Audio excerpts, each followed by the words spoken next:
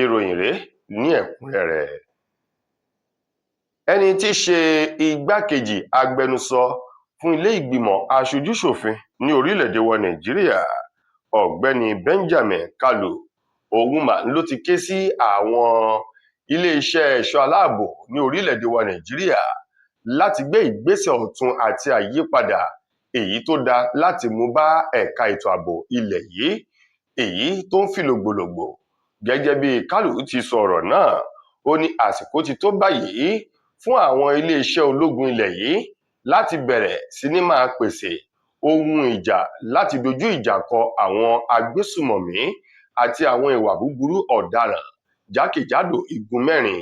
èyí tó gbé orílẹ̀-èdè Nàìjíríà dúró. Ó ní nípa pípèsè àwọn ohun ìjà olóró nílẹ̀ wa, èyí yóò túbọ̀ jẹ́ kí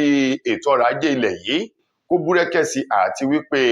yóò pèsè iṣẹ́ fún àwọn ọ̀dọ́ sí i. Bákan náà ló tẹ̀síwájú nínú ọ̀rọ̀ rẹ̀, ó ní òun yóò gbà wọ́n lámọ̀ràn láti súnmẹ̀dọ̀ bákan náà kí wọ́n dẹ̀yìn kúrò nípa mímáa kó àwọn ohun ìjà wọlé láti ilẹ̀ òkèèrè. Ó ní kò sí àṣírí kankan nínú irúfẹ́ ìgbésẹ̀ wọ̀nyí nítorí wípé bí wọ́n ti ń ra àwọn ohun ìjà ọ̀hún náà ń làwọn tó jẹ́ elétí ikún àti àwọn tí wọ́n jẹ́ agbódegbà fún àwọn oníṣẹ́ ibi ni wọn yóò máa ta àwọn oníṣẹ́ ibi ọ̀hún lólobó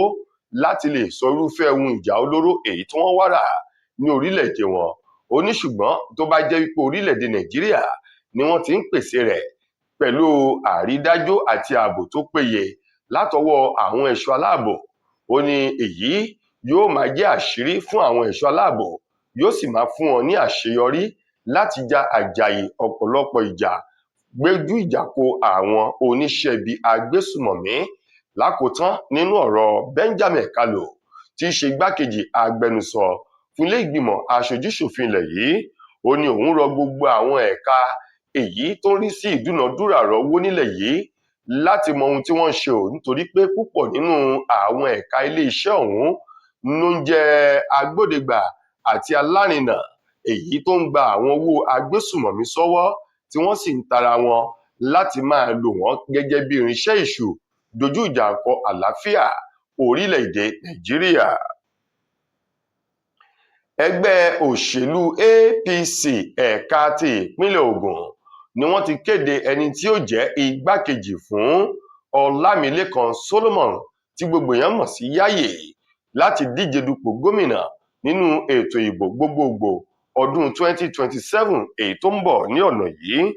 Ẹgbẹ́ òṣèlú APC ti ìpínlẹ̀ Ògùn ni wọ́n kéde arábìnrin Alhaja Kudirat Adégúnwà Balógun gẹ́gẹ́ bí igbákejì fún Yayi èyí tí ó jẹ́ igbákejì gómìnà rẹ̀ nínú ètò ìdìbò ọ̀hún èyí tí wọ́n ń palẹ̀ bọ̀ ní orílẹ̀-èdè Nàìjíríà.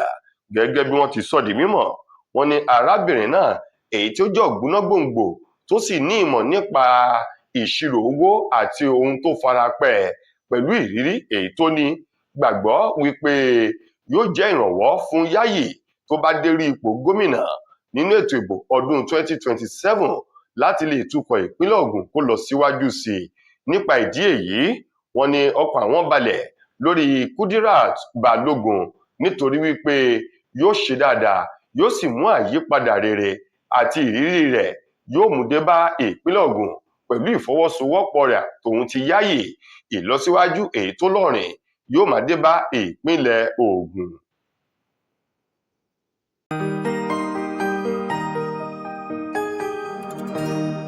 Ìròyìn Fẹ́lifẹ́li TV,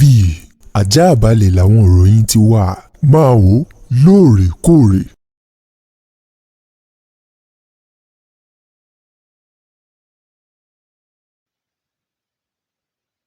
Ẹni tó jẹ́ olùrànlọ́wọ́ pàtàkì lórí ọ̀rọ̀ ìròyìn sí Alhaji Atiku Abubakar, èyún Ọ̀gbẹ́ni Frank Shaibu òun mà ló ti sọ di mímọ̀ wípé pẹ̀lú bí Peter Obi èyí tí ṣe gómìnà tẹ́lẹ̀ rí ní ìpínlẹ̀ Anambra bó ṣe kúrò nínú ẹgbẹ́ òṣèlú African Democratic Congress ADC tó lọ darapọ̀ mọ́ ẹgbẹ́ òṣèlú NDC, ó ní kò túnú kankan kúrò lára ẹgbẹ́ òṣèlú ADC. Ó ṣe àpèjúwe pẹ̀lú bí Peter Obi ṣe kúrò nínú ẹgbẹ́ òṣèlú náà wípé ó lọ rèé gbatẹ́gùn, ó lọ gbafẹ́fẹ́ tó sì lọ ṣeré ọwọ́ nínú ẹgbẹ́ òṣèlú NDC ni. Ó ní láti ìgbà tí Peter Obi ti kúrò nínú ẹgbẹ́ òṣèlú ADC, ó lóhun gbogbo ló ń lọ ní dáadáa bí wọ́n ti kọ̀wé rẹ̀, àlàfo àti àyè rẹ̀ kò sí sílẹ̀ rárá nínú ẹgbẹ́ òṣèlú ADC. Ó ní nípa ìdí èyí kí Peter Obi gbà á lérò wípé pẹ̀lú bóun ti kúrò nínú ẹgbẹ́ òṣèlú náà, ìlọsíwájú òun ló ń dé bá ẹgbẹ́ òṣèlú ọ̀hún, àti wípé àwọn ọmọ orílẹ̀-èdè Nàìjíríà wọ́n mọ inú kòkò tí wọ́n yóò da ọ̀run lá sí tí ó bá fi di inú ètò ìbò gbogbogbò ọdún 2027, nítorí wípé Àtíkù Abubakar òun ni ààyò ọkàn àwọn ọmọ orílẹ̀-èdè Nàìjíríà. Bẹ́ẹ̀ náà sì rèé ni wọ́n gbàgbọ́ nínú Àtíkù Abubakar wípé tó bá dórí ipò ààrẹ nínú ètò ìbò ọdún 2027, ó dá àwọn ọmọ orílẹ̀-èdè Nàìjíríà lójú wípé eku yóò padà ké bí eku, tí ẹyẹ yóò ké bí ẹyẹ, tí ọmọ ènìyàn yóò sì fọhùn dáadáa, gẹ́gẹ́ bí ọ̀rọ̀ tí Shaibu tó fi léde ní ọjọ́ Ajé ọ̀sẹ̀ yìí tí a wà nínú rẹ̀ yìí, èyí tó fi èsì sí ọ̀rọ̀ kan èyí tó ti ẹnu Peter Obi jáde wípé ọ̀pọ̀lọpọ̀ àjálù òun ló ti ń ṣẹlẹ̀ láti ìgbà tóun ti kúrò nínú ẹgbẹ́ òṣèlú ADC, àti wípé kódà wọ́n ti ń ṣe ọwọ́ sóhun kóhun padà wá, ṣùgbọ́n iwájú òun lọ́lọ́kọ̀ òun lọ, ẹ̀yìn kọ́ ni ọlọ́kọ̀ òun lọ. Ó ní kí Peter Obi má lérò irúfẹ́ àwọn ọ̀rọ̀ wọ̀nyí, bẹ́ẹ̀ sì rèé kó má tiẹ̀ ní lọ́kàn rárá wípé ẹnikẹ́ni ni wọ́n ń pòrúurú ọkàn láti rí, nítorí wípé ìlọsíwájú òun ló ń dé bá ẹgbẹ́ òṣèlú ADC láti ìgbà tí Peter Obi tó ti kúrò. Ó ní eku sì ń ké bí eku, tí ohun gbogbo tó ń lọ ní ìrọ̀rùn bí wọ́n ti kọ ìwé rẹ̀. Iléeṣẹ́ ọlọ́pàá ìpínlẹ̀ Ògùn ló ti bẹ̀rẹ̀ ìwádìí ọ̀fìnkìnìtòf láti mọ irú ikú tó pa arákùnrin kan èyí tí wọ́n pe orúkọ rẹ̀ ní Òbíkọ̀yà Gbénga Adéwálé o. Gẹ́gẹ́ bí wọ́n ti sọ di mímọ̀, wọ́n ní òkú ọ̀gbẹ́ni Adéwálé òun ni wọ́n dédé rí o, léyìí tí wọ́n ní ó gbẹ̀mí lẹ́nu ara rẹ̀ ní agbègbè Sábó nílùú Ìjẹ̀bú-Òde ní ìpínlẹ̀ Ògùn. Iléeṣẹ́ ọlọ́pàá ìpínlẹ̀ Ògùn ni àwọn ti bẹ̀rẹ̀ ìwádìí láti mọ̀ lótìítọ́ lódodo wípé olóògbé ọ̀hún ọ̀gbẹ́ni Adéwálé òun ló gba ẹ̀mí lẹ́nu ara rẹ̀, tàbí ó ní nǹkan kan èyí tí wọ́n lò fún un tó sì sọ di èrò ọ̀run. Ẹni tó ṣe alukoro fún iléeṣẹ́ ọlọ́pàá ní ìpínlẹ̀ Ògùn ọ̀gbẹ́ni DSP Olúṣèyí Babáṣèyí tó fi ọ̀rọ̀ náà léde sọ wípé òkú olóògbé ọ̀hún ni wọ́n ti gbé kúrò nínú ilé rẹ̀ tí wọ́n sì ti gbé lọ sí àyè ìgbókùpamọ́sí, ṣùgbọ́n tí ìwádìí àti àyẹ̀wò láti mọ irú ikú èyí tó fi para rẹ̀ téyìn tó ń tẹ̀síwájú. Ó ní ní gẹ́rẹ́ tí wọ́n bá parí ìwádìí tí wọ́n mọ̀ lótìítọ́ lódodo wípé olóògbé náà òun ló gbẹ̀mí lẹ́nu ara rẹ̀, tàbí àwọn ènìyàn inú ọ̀rọ̀ lọ sí ọ̀run ṣùgbọ́n tí wọ́n pààrọ̀ mọ́, ó lóhun gbogbo ìwádìí yóò tú àṣírí tí yóò sì fi àṣírí ikú èyí tó pa Gbénga yóò fi hàn. Lákòótán nínú ìròyìn wa fún ti tòní, ọ̀kan nínú àwọn òṣèré sinimá àgbéléwò ti èdè Yorùbá tí í ṣe ọmọ orílẹ̀-èdè wa Nàìjíríà, arábìnrin nì Fúnmi Awẹ́lẹ́wà Owómà ló ti sọ̀rọ̀ pẹ̀lú ẹkún wípé orí kò ṣeun lóore o nípa yíyan ọ̀rẹ́ àti alábàárìn. Awẹ́lẹ́wà èyí tó pariwo wípé òun ò ní ọ̀rẹ́ èyí tó da àwọn ọ̀dàlẹ̀ ìlòun kó mọ́ra tóun pè ní ọ̀rẹ́. Ó ní bí òun ṣe ń lékun sí wọn ni wọ́n lè jò sóhun, bóun ṣe finú hàn sí wọn bẹ́ẹ̀ náà ni wọ́n lò ó láti fi tako òun àti ṣe òun ní ibi. Awẹ́lẹ́wà ní ọ̀pọ̀lọpọ̀ àdójúkọ òun lòun ti ń dojúkọ láti kékeré òun. Ó ní títí di àsìkò yìí, ó ní orí ò ṣòun lóore nípa yíyan rẹ̀. Ó ní kàkà kí òun rí àwọn ọ̀rẹ́ gidi, àwọn ọ̀dàlẹ̀ ọ̀bàyéjẹ́, àwọn tí wọ́n ń jẹ òun tí ó jẹ́ eku ajẹnifẹ́ni lẹ́yìn ẹsẹ̀ ń lòun bá ń pàdé, léyìí tó jẹ́ wípé ọ̀pọ̀lọpọ̀ àwọn ọgbẹ́ àti ìwà búburú tí wọ́n hù sí òun ó ti dá ọgbẹ́ ọkàn sí òun lára, ṣùgbọ́n tóun gbàgbọ́ wípé nípa oore ọ̀fẹ́ tí Olùgbàlà kì yóò sí nǹkan. Awẹ́lẹ́wà èyí tó sọ ọ̀rọ̀ yìí ṣe é lálàyé èyí tó jẹ́ wípé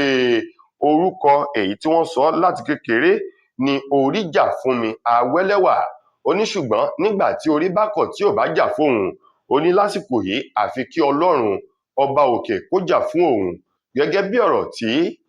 Fúnmi Awẹ́lẹ́wà tó fi léde, èyí tó fi sórí ìkànnì ayélujára rẹ̀, tó sì sọ ọ̀pọ̀lọpọ̀ ọ̀rọ̀ tó ń ti ẹkún àti omi lójú tí ó ń jábọ́ lójú rẹ̀ nígbà tó ń kọ ọ̀rọ̀ náà. Tó ẹ̀yin èèyàn wa, ìròyìn wa kò ní jù báyìí lọ fún ti tòní.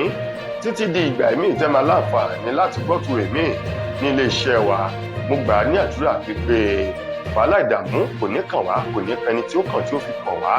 Fúnmi Adénúgà òun ló mú ìròyìn wá sí ojú ìwòran yín. Ẹ ṣeun fún ìfẹ́ tẹ́ ẹ ní sí wa. Ire o.